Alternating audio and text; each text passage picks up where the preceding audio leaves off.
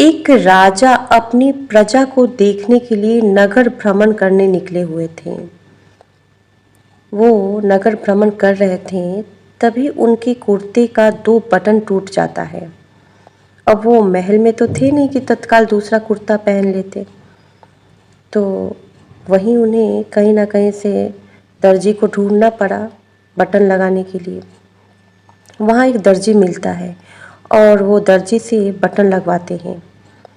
जब दर्जी बटन लगा देता है तो राजा पूछते हैं कि बोलो तुम्हें क्या चाहिए इसके बदले। वो दर्जी कहता है कि नहीं नहीं राजा जी, मुझे कुछ भी नहीं चाहिए, ये तो मेरा सौभाग्य है कि मैं आपके काम आया हूँ, यही मेरे लिए सबसे बड़ा इनाम है।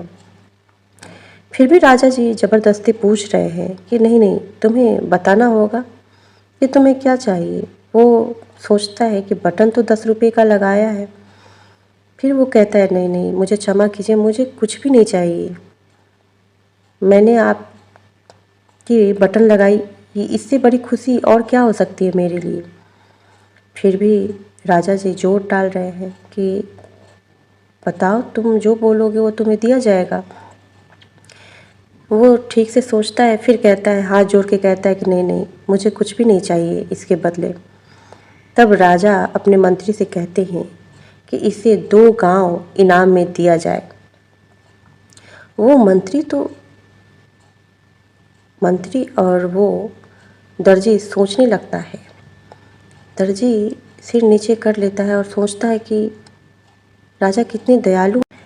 मित्रों, ठीक ऐसे ही जब हम अपना कर्म करके भगवान पर छोड़ देते हैं तो भगवान हमें वो देते हैं जिसकी उम्मीद हमें नहीं होती, जो हमारी सोच और समझ से कहीं ज़्यादा होता है। जब हम सब कुछ भगवान के ऊपर छोड़ देते हैं ना, तो भगवान हमें इतना कुछ दे देते हैं कि जिसकी हम कल्पना भी नहीं कर सकते हैं।